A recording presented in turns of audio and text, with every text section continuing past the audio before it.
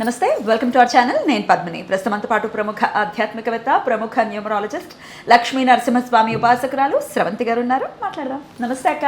నమస్తే పద్మిని. అక్క, జ్యేష్ఠ శుక్లపక్ష ఏకాదశి వచ్చేస్తోంది. 25వ తారీఖు నిర్జల ఏకాదశి. ఈ ఏకాదశి వైశిష్ట్యం ఒక్కసారి మీ ద్వారా మీ ఏకాదశి వీడియో కోసం వెయిట్ చేస్తూ ఉన్నారు. సో త్వరగానే 2-3 రోజుల ముందుగానే ఇచ్చేస్తున్నాం కాబట్టి సో ఎట్లా ఆ రోజున మొత్తం యూటిలైజ్ చేసుకోవాలి ఒకసారి మీ ద్వారా. తప్పకుండా చెప్తాను పద్మిని. యూనివర్స్ చూడు, మనం దశపాపహర దశమి చేసుకున్నాం మొన్న, వాటర్కి సంబంధించింది. ఇక్కడ కూడా మళ్ళీ ఏకాదశి పేరు చూస్తే నిర్జల ఏకాదశి, అంటే జలంకి సంబంధించింది. ఆ రోజు అసలు ఏమాత్రం మంచినీళ్ళు కూడా తాగకూడదు, స్ట్రిక్ట్ ఉపవాసం అన్నమాట. ఏమి తినకూడదు, తాగకూడదు, మంచినీళ్ళు కూడా తాగకుండా ఉపవాసం ఉండాలి.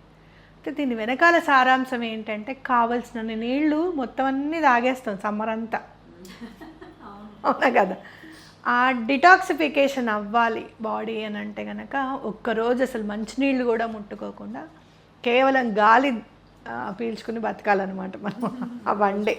ఆ రోజు ఎలాంటి డిటాక్సిఫికేషన్ అవుతుంది అని అంటే, స్పిరిచువల్గా కూడా మన 7 చక్రాస్ కూడా క్లెన్స్ అవుతాయి ఈ నిర్జల ఏకాదశి చేస్తే. నేను అసలు చేయలేను, నేను అసలు తినలేను అంటే, భీముడు నిజంగా చెప్పాలంటే వాయుపుత్రుడే కదా. అవును, ఆయన గాలి ఒకటి తీసుకుంటే బ్రతకలేడా. కానీ మన గురించి నేను తినకుండా నేను ఉండలేను, నాకు ఇష్టం చాలా ఫుడ్ అంటే అని అంటే, ఈ ఒక్కటి చేయవయ్యా, ఈ ఒక్కటి చేస్తే నువ్వు ఇంకా మిగతా అన్ని ఏకాదశులు చేసినట్టే అని చెప్పి సాక్షాత్తు శ్రీకృష్ణ పరమాత్మే చెప్పాడనమాట.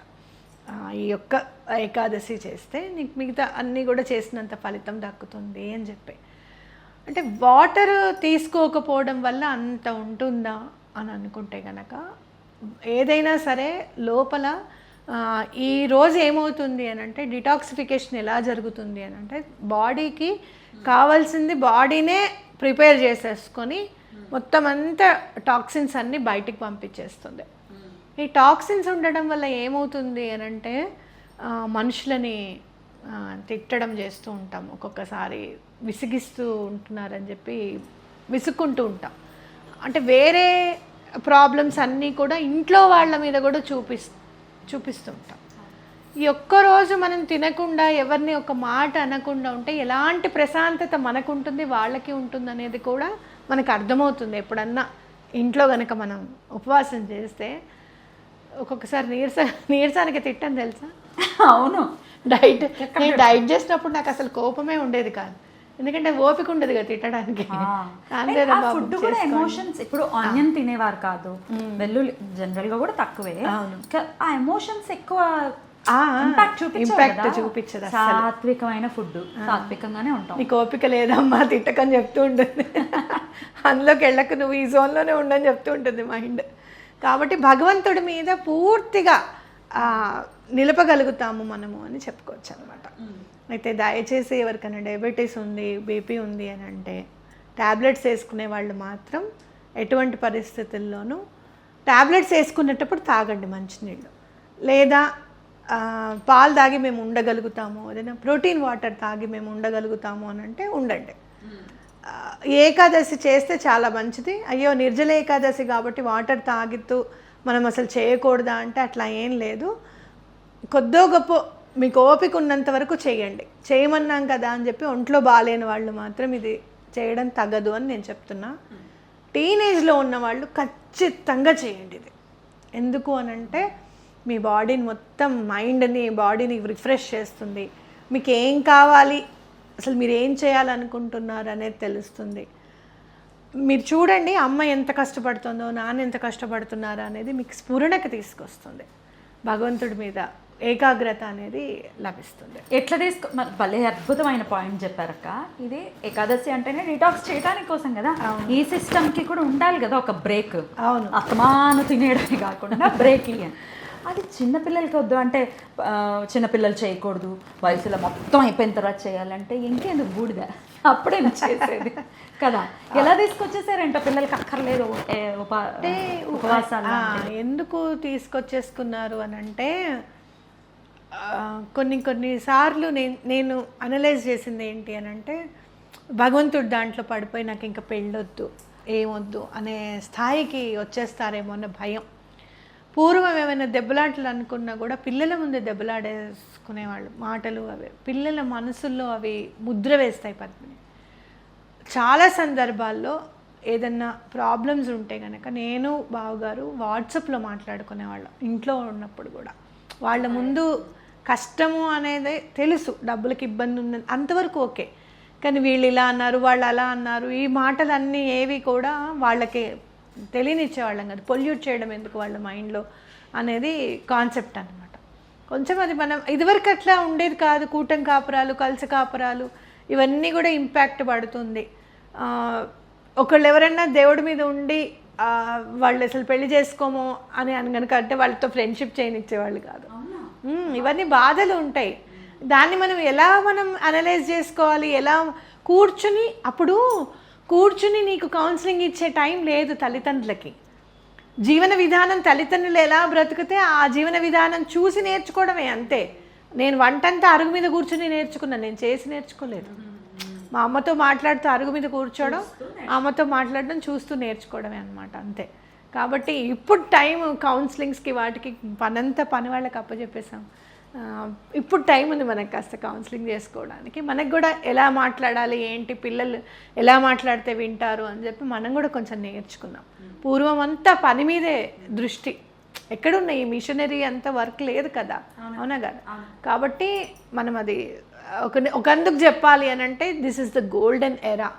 నువ్వు టీనేజర్స్కి నువ్వు స్కల్ప్ట్ చేసుకోవాలి, శిల్పంలాగా మార్చుకోవాలి అని అనుకుంటే ఇప్పుడున్న టెక్నాలజీ కనుక మా అప్పుడు ఉండుంటే డెఫినెట్గా ఇంకా పెద్ద ఆఫీసర్స్ పొజిషన్లో ఉండేవాళ్ళు అని అనిపిస్తుంది నాకు. సో దీన్ని మీరు యూటిలైజ్ చేసుకోవాలి, భగవంతుడి మీద దృష్టి పెట్టాలి. I'm very happy that Tadbandi Anjaneya Swamy టెంపుల్లో ప్రతి శనివారం క్లబ్ మనం వెళ్ళి ఒకసారి వీడియో చేయాలని ఉంది నాకు. నైట్ టైం కూడా వదలరా అక్క అంటావేమో నువ్వు. నైట్ టైం అయినా ఎందుకు పట్టుకోవట్లేదని అంటాను. నైట్ క్లబ్ వదిలేస్తారా? నైట్ క్లబ్స్ ఏంటి అని అంటే మన మోడీ గారు ఇచ్చిన పిలుపు అనమాట అది. మీరు పబ్లకి వాటికి వీటికి వెళ్ళిన ఆనందం కాదు, మీరు ఒక చోట కూర్చొని యంగ్స్టర్స్ అందరూ భజన చేయండి. ఆంజనేయ స్వామికైనా ఎవరికైనా మొదలుపెట్టారు. తాడ్బండి ఆంజనేయ స్వామి టెంపుల్లో ప్రతి సాటర్డే నైట్ భజన స్టార్ట్ అయిపోతుంది అనమాట. వెళ్దాం. సో అలాంటివి ఏమైనా చేయండి. ఇంటి దగ్గర చక్కగా మీరు కూర్చొని భజన చేసుకోవడం, మాట్లాడుకోవడం ఇలాంటివి చేసుకుంటే యూనిటీ అనేది తెలుస్తుంది, డిటాక్సిఫికేషన్ అనేది స్టార్ట్ అవుతుంది. మంచి నడవడిక రావాలి అనేది, ఇప్పుడు చదువు ఎలా అయినా చదువుకుంటాడు, ఎలా అయినా సంపాదించుకుంటాడు. మెయిన్ సంపాదించింది వాడు ఖర్చు పెట్టుకోకుండా ఉంటే చాలు, వాడు బాగుంటే చాలు, వాడికి మన చెడు అలవాట్లు అవ్వకుండా ఉంటే చాలు మా పిల్లలకి అని అనుకుంటున్నారు తల్లిదండ్రులు. వాడు అని అంటే అక్కడ అమ్మాయి కూడా వస్తుంది, అంటే యూనిసెక్స్గా మాట్లాడుతున్నాను నేను. ఇలాంటివి అంటే మంచిని మీరు పెంపొందించుకోవడానికి ఇలాంటి తిథులు బాగా పనికొస్తాయి. తల్లిదండ్రులు కూడా ఎంకరేజ్ చేయండి చక్కగా పిల్లల్ని. సో ఆ రోజు ఖచ్చితంగా ఉపవాసం ఉన్న వాళ్ళు ఉండాలి, వితౌట్ వాటర్ కూడా ఉండాలి. సరే అక్క, మరుసటి రోజు మరి ఎప్పుడు తినాలి? 8:22 కల్లా తినేయాలి. అంటే సుమారు ఒక 6 లేచి అన్ని స్నానాధికాలు ఇల్లంతా నీట్ అయిపోయి దేవుడి దగ్గర దీపం పెట్టేసుకొని వంట చేసుకుంటూ అటు దండం పెట్టుకుంటూ స్వామివారికి నివేదన చేసి మంచినీళ్ళు కూడా పెట్టండి. మనం ఏదైతే తినకుండా ఉంటామో భగవంతుడు కూడా అలానే మన కోసం ఉంటాడు. మంచినీళ్ళు కూడా తప్పకుండా పెట్టండి. వాటర్కి చాలా ఇంపార్టెన్స్ ఉంది అనేది మనము భగవద్గీతలో చూస్తే కూడా ఫలం పత్రం పుష్పం తోయమని అంటారు, చూసావా. వాటర్ ఇచ్చినా చాలు అంటారు స్వామి. ఆ వాటర్తో మీరు పారణ నిర్జల వాటర్ అంతా అసలు తీసుకోకుండా ఉన్నారు కాబట్టి ఫస్ట్ అసలు వాటర్ తీసుకోండి. ముందు తీసుకొని ఎవరికైనా వాటర్ని దానం చేయండి. 1 లీటర్ బాటిలే కొనండి. మీ ఇంట్లో వర్క్ చేసే వాళ్ళకి మంచినీళ్ళు తీసుకెళ్ళమ్మా అని చెప్పండి. దానం అక్కడితో స్టార్ట్ అయిపోతుంది. ఇంకా చాలా బాగుంటుంది ఏకాదశి చేస్తే అని చెప్పుకోవచ్చు. మొత్తం రోజంతా తినకూడదు అంతే? తినకూడదు. నైట్ కూడా తినకూడదు అంతే కదా? తినకూడదు. ఇది చేసినందుకు ఈసారి మనము స్విచ్ వర్డ్ చెప్పుకుందాం. వాటర్కి సంబంధించింది కాబట్టి వరుణదేవుణ్ణి కనుక పూజిస్తే ఎలాంటి గ్రహ దోషాలైనా అనారోగ్యాలన్నీ కూడా క్లియర్ అయిపోతాయి అని చెప్పి ఉంది మనకి. కాబట్టి వరుణ్ దేవ్ అని అనుకోండి. ఇంకొకటి చెప్తాను, డివైన్ క్లియర్ వమ్ డన్. వమ్ అనే బీజాక్షరం వరుణదేవుడికి సంబంధించింది. మీరు ఎలా చేయాలి అంటే యూనివర్స్కి మీరు ఎలా ప్రే చేయాలి అని అంటే ఈసారి వర్షాలు ఎన్ని సెంటీమీటర్లలో పడితే మనకి మంచి జరుగుతుందో అన్ని సెంటీమీటర్లలో వర్షం పడి సుభిక్షంగా పంటలు పండాలి అని చెప్పి దండం పెట్టుకోండి. ఓకేనా? ఈ ఒక్కొక్కసారి ఈ సెంటీమీటర్లు చూస్తే భయం వేస్తుంది. అధిక వర్షపాతం అని 4 సెంటీమీటర్స్ అంటే అధిక వర్షపాతము అని చెప్పి నమోదయ్యేది మా అప్పుడు. ఇప్పుడు 18 సెంటీమీటర్లు 22 సెంటీమీటర్లు ఇదేం వర్షం పెరుగుతూనే పోయింది.